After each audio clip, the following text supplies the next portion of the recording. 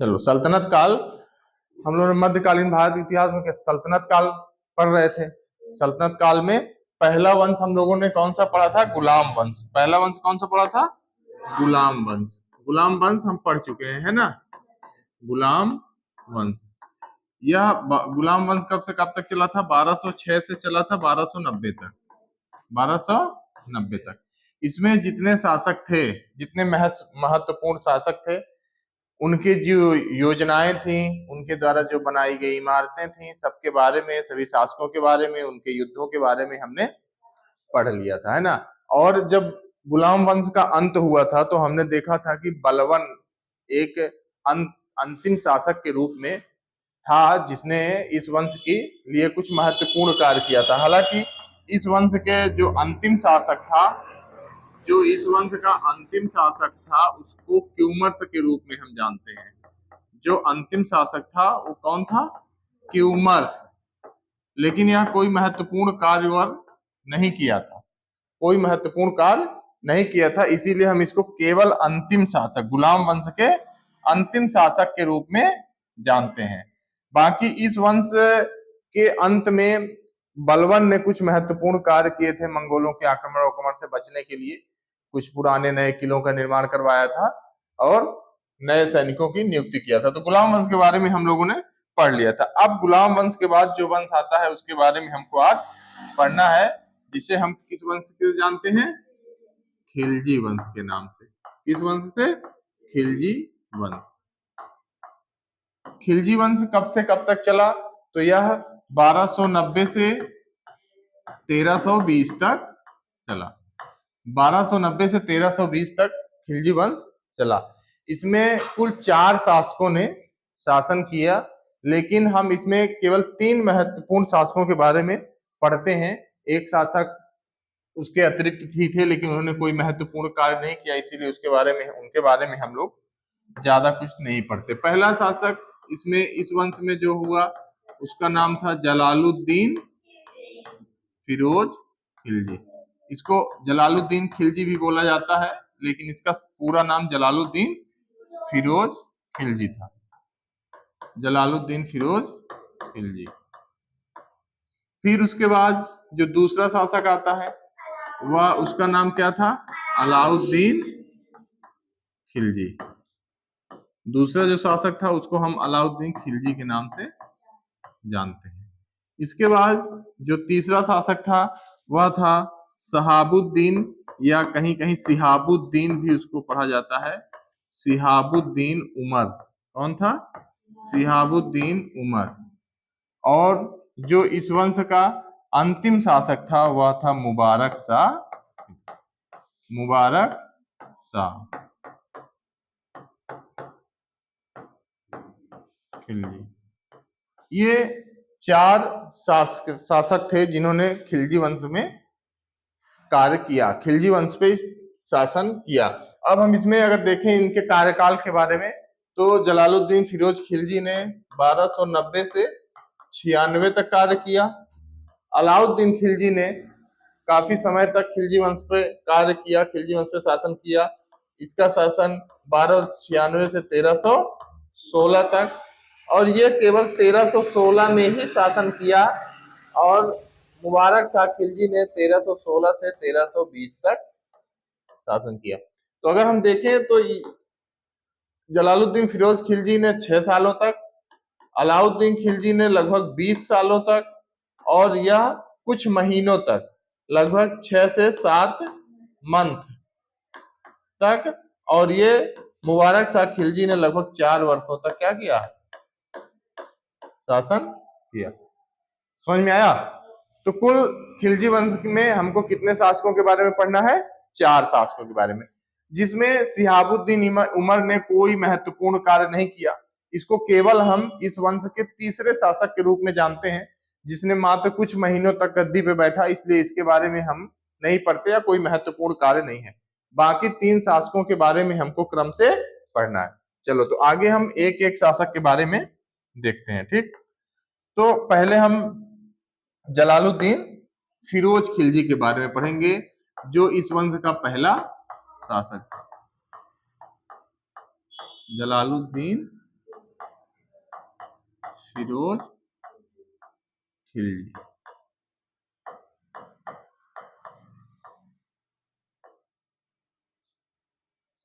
जलालुद्दीन फिरोज खिलजी के बारे में हमको पढ़ना है। देखो, जलालुद्दीन फिरोज खिलजी इस वंश का सबसे पहला संस्थापक माना जाता है। सबसे पहला क्या है कि यह इस वंश का संस्थापक माना जाता है। मतलब जलालुद्दीन फिरोज खिलजी ने ही 1290 में खिलजी वंश की स्थापना किया था, है ना। तो इसको हम इस वंश के संस्थापक के रूप में जानते हैं। दूसरा, इसके बारे में अगर हम पढ़ते हैं तो हमको मिलता क्या है कि यह एक उदार या सहिष्णु शासक था। उदार शासक, उदार एवं सहिष्णु प्रवृत्ति का शासक था। सहिष्णु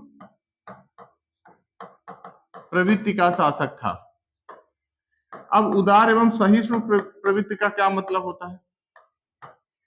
तो उदार एवं सहिष्णु प्रवृत्ति का मतलब होता है कि वह शासन गद्दी पे बैठ करके लोगों पे तानाशाही नहीं चलाया। उसके समय में जो नियम थे, उस नियम को उसने, जो कठोर नियम थे उसको क्या कर दिया? लचीला बना दिया। कठोर नियमों को बदल दिया।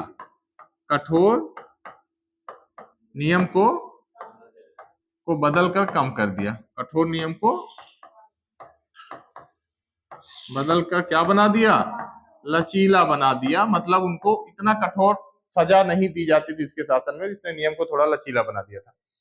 इसके अलावा और इसने कोई महत्वपूर्ण कार्य नहीं किया। और इसी के समय में जब ये गद्दी पे बैठा था तो इसका भतीजा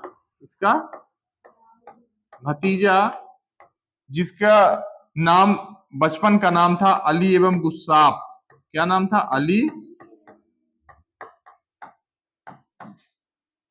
अली एवं गुस्साप के नाम से जाना जाता था।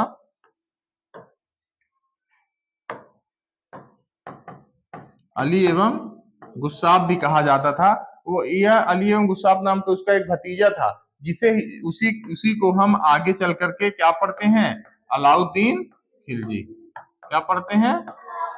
अलाउद्दीन खिलजी। लेकिन इसका जो भतीजा यह अलाउद्दीन खिलजी था, बहुत ही प्रतापी राजा, क्या था? प्रतापी व्यक्ति था। युद्धों में इसको बहुत इंटरेस्ट था। तो ये जब जलालुद्दीन फिरोज खिलजी पे बैठा था तभी यह क्या किया? युद्ध करने गया था और युद्ध में जीता भी था। युद्ध क्या हुआ था? युद्ध किया और विजयी हुआ। युद्ध किया और विजयी हुआ। और जब वह युद्ध किया, विजयी हुआ, उसमें बहुत सारी संपत्तियों को क्या किया? लूट लिया। तो यह जलालुद्दीन फिरोज खिलजी खुश होकर के अपने भतीजे अलाउद्दीन खिलजी से मिलने गया। और अलाउद्दीन खिलजी क्या किया? अपने चाचा जलालुद्दीन खिलजी की 1296 ईस्वी में क्या कर दिया? हत्या कर दिया। 1296 ईस्वी में इसकी हत्या कर दी। वो मिलने गया था, खुश होकर के अपने भतीजे अलाउद्दीन खिलजी से मिलने गया था और अलाउद्दीन खिलजी ने उसकी 1296 ईस्वी में क्या कर दिया? हत्या कर दिया और खुद गद्दी पर बैठ गया। अब इसके बाद हम दूसरे शासक के बारे में देखेंगे, किसके? अलाउद्दीन खिलजी। अलाउद्दीन खिलजी। अलाउद्दीन खिलजी ने 1296 से 1316 तक खिलजी वंश की गद्दी पे बैठा रहा। इस वंश का सबसे महत्वपूर्ण शासक था। इस वंश का ये क्या था? इस वंश का सबसे महत्वपूर्ण शासक था। खिलजी वंश का सबसे महत्वपूर्ण शासक था। देखो, ये जब गद्दी पे बैठा तो इसका सबसे पहला उद्देश्य था अपने साम्राज्य का विस्तार करना। क्या उद्देश्य था इसका? साम्राज्य का, अपने साम्राज्य का विस्तार करना। साम्राज्य विस्तार करना इसका सबसे प्रमुख क्या था? उद्देश्य था। अब साम्राज्य विस्तार करने के लिए यह जानता था कि युद्ध को हमको लड़ना पड़ेगा, युद्ध जीतना पड़ेगा, अपने धन संपदा को बढ़ाना पड़ेगा और अपने सैनिकों की स्थिति को और मजबूत करना पड़ेगा, तभी हम अपने साम्राज्य का विस्तार कर सकते हैं। तो इसने सबसे कुछ महत्वपूर्ण कार्य करना प्रारंभ किया। तो उसमें हम देखेंगे सबसे पहला कार्य इसने क्या किया? सैन्य सुधार। क्या किया? सैन्य सुधार। सैन्य सुधार में उसने क्या किया कि सैनिकों को प्रशिक्षित करना शुरू किया, सैनिकों को सुसंगठित करना शुरू किया, सैनिकों को और मजबूत करना शुरू किया, ताकि वह मन से युद्ध लड़ सकें और युद्ध को क्या कर सकें, जीत सकें। इसी के क्रम में इसके पास देखो, इसके सेना में लगभग 4,75,000 सैनिक थे। कितने थे? 4,75,000। इसी में घुड़सवार सैनिक, पैदल सैनिक, है ना, सारे सैनिक थे। इसी सैन्य सुधार में ही इसने पहला, यह पूरे दिल्ली सल्तनत काल और दिल्ली सल्तनत का पहला शासक था जिसने सैनिकों को नगद वेतन दिया था। क्या किया था?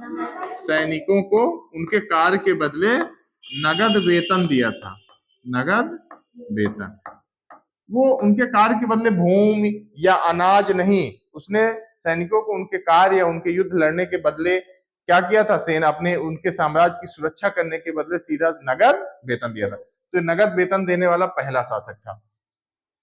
ठीक है। उसके बाद उसने अपने सैनिकों को की स्थिति को मजबूत करने के लिए खाद्य सुरक्षा, खाद्य एवं रसद, खाद्य सुरक्षा पर क्या किया? विशेष ध्यान दिया। तो ये महत्वपूर्ण कार्य किया उसने सैन्य सुधार के लिए। उसके बाद देखो दूसरा उसने क्या कार्य किया? दूसरा उसने किया बाजार नियंत्रण प्रणाली लागू किया। क्या किया? बाजार नियंत्रण प्रणाली लागू किया। अब देखो बाजार नियंत्रण प्रणाली में उसने क्या किया कि उसके समय की जो उस समय बाजार व्यवस्था चल रही थी उसमें सामानों का कीमत तय करना अपने हाथ में ले लिया, अपने नियंत्रण में ले लिया कि बाजारों की जो भी बाजारों के किसी भी सामान की कीमत तय कौन करता था? राजा करता था। उसी तय किए गए कीमत पे ही सामान क्या होगा? बेचा जाएगा और खरीदा जाएगा। उससे कम में ना तो बेचा जा सकता है ना उससे ज्यादा में खरीदा जा सकता था। तो इससे जो बाजारों में एक लूट मार चल रही थी, जो बाजारों में नियंत्रण प्रणाली नहीं थी, बाजारों में नियंत्रण नहीं था, उससे उसने बाजार नियंत्रण प्रणाली लागू करके बाजार पर नियंत्रण कर लिया। ठीक है, दूसरा काम उसने किया। तीसरा उसने क्या किया? अमीरों एवं सरदारों पर, अमीरों एवं सरदारों पर नियंत्रण कर लिया। क्या किया? अमीरों एवं सरदारों पर नियंत्रण करना चाहा। क्यों किया? इसके पीछे कुछ रीजन रहा होगा, कुछ तर्क रहा होगा। तो अमीरों एवं सरदारों पर उसने नियंत्रण इसलिए किया ताकि कोई भी अमीर या सरदार मिल करके हमारे शासन के खिलाफ या राजा के खिलाफ आवाज ना उठा सके। इसीलिए उसने अमीरों और सरदारों के मिलने पर या सभा करने पर क्या कर दिया? प्रतिबंध लगा दिया, है ना। तो ये इसके कुछ कार्य थे, कुछ नीतियां थी जिनको लागू करके वो अपने साम्राज्य विस्तार करने की कोशिश किया। और इन्हीं नीतियों के बदौलत वो कुछ युद्ध लड़ा और जीता भी। तो उसने छोटे छोटे युद्धों को, जिसमें पहला आता है गुजरात का, कुछ छोटे छोटे राज्यों में युद्ध किया और जीता। गुजरात, उसके बाद चित्तौड़, फिर रणथंभौर,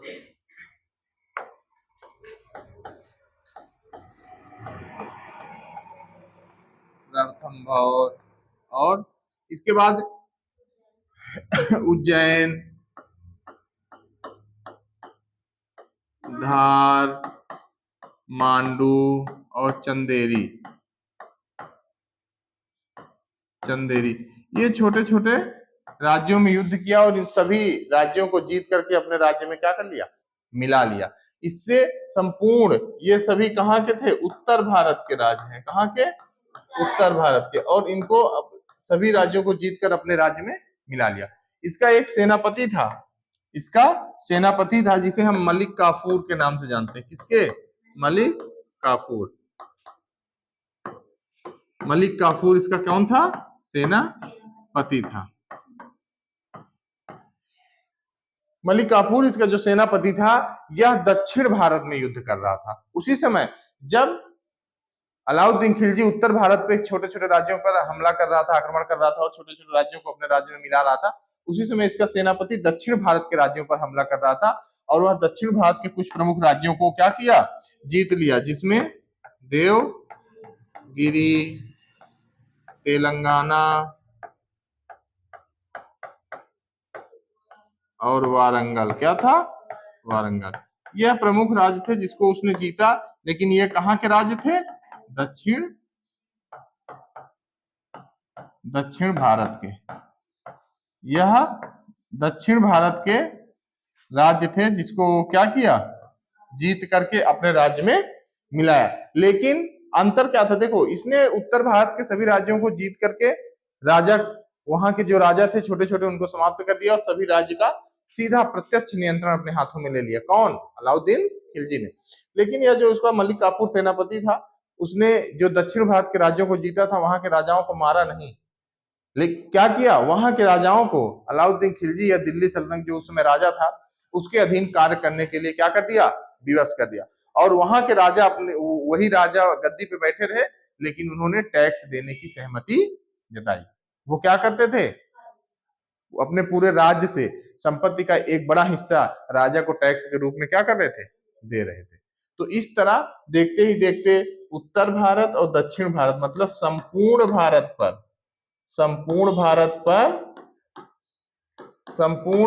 पर प्रत्यक्ष या अप्रत्यक्ष नियंत्रण हो गया। किसका? अलाउद्दीन खिलजी का। संपूर्ण भारत पर उसका प्रत्यक्ष या अप्रत्यक्ष क्या हो गया? नियंत्रण हो गया। यह उस समय का सबसे महान शासक था जिसने पूरे भारत पे कब्जा कर लिया था। पूरे भारत पे, उत्तर से लेकर के दक्षिण तक पूरे भारत पर इसका एकाधिकार हो गया था। उसके बाद अब आगे हम इसके बारे में पढ़ते हैं। तो देखो, इसने कुछ प्रमुख इमारतों का भी निर्माण करवाया था, जिसमें एक कुतुब मीनार, आपने सुना है कुतुब मीनार कुतुबुद्दीन ऐबक ने बनवाया था कि नहीं बनवाया था? तो उसी कुतुब मीनार के सामने इसने एक कुतुब मस्जिद का निर्माण करवाया। किसका? कुतुब मस्जिद का निर्माण करवाया। दूसरा इसने क्या किया? निजामुद्दीन औलिया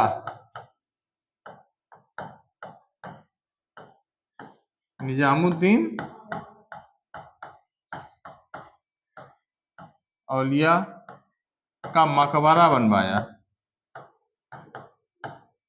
निजामुद्दीन औलिया का मकबरा बनवाया। तो इसने कुछ प्रमुख इमारतों में को भी बनवाने में उसने क्या किया?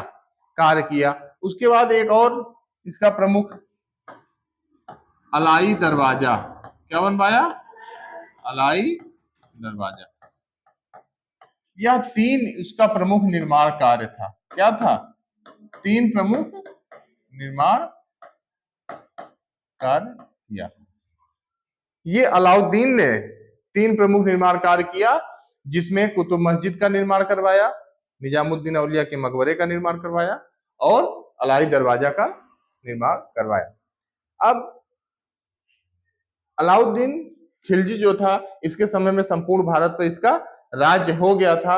और उसके बाद इन मस्जिदों का, इन इमारतों का निर्माण करवाता है और 1320 ईस्वी में इसकी क्या हो जाती है? 1320 ईस्वी में, सॉरी 1320 नहीं, 1316 ईस्वी में, 1316 ईस्वी में इसकी क्या हो जाती है? मृत्यु हो जाती है।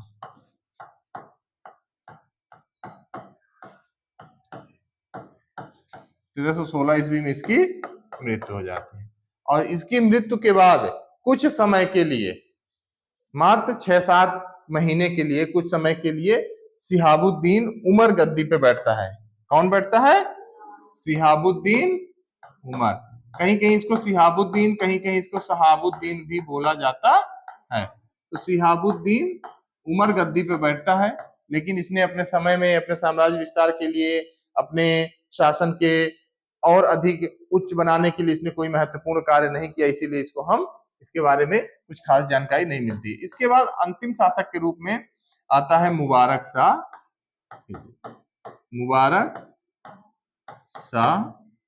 खिलजी।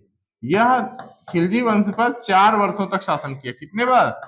1316 से 1320, लगभग 4 वर्षों तक शासन किया, गद्दी पर बैठा रहा। लेकिन इन 4 वर्षों में यह अपने साम्राज्य को ना तो स्थिर कर पाया, न अपने साम्राज्य को और बढ़ा पाया, बल्कि अलाउद्दीन खिलजी ने जो साम्राज्य को स्थापित किया था वो भी इसके हाथों से क्या हो गया, निकल गया। और तुगलक गयासुद्दीन तुगलक नामक व्यक्ति, एक गयासुद्दीन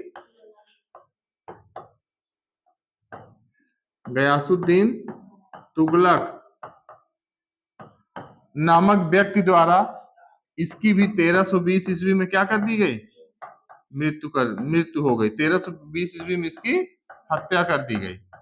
हाँ सर, बस एक मिनट 1320 ईस्वी में क्या हो गई, गयासुद्दीन तुगलक द्वारा इसकी हत्या कर दी गई और इसकी 1320 ईस्वी में मृत्यु हो जाती है। और इसकी मृत्यु के बाद ही खिलजी वंश की समाप्ति हो जाती है। क्या हो जाती है, खिलजी वंश की समाप्ति हो जाती है। तो मुबारक शाह खिलजी को हम इस वंश का अंतिम शासक मानते हैं, अंतिम शासक जानते हैं, अंतिम शासक, यह इस वंश का अंतिम शासक होता है। और इसके बाद खिलजी वंश का समाप्ति हो जाती है और उसके बाद एक नए वंश की स्थापना होती है जिसे हम तुगलक वंश के नाम से जानते हैं।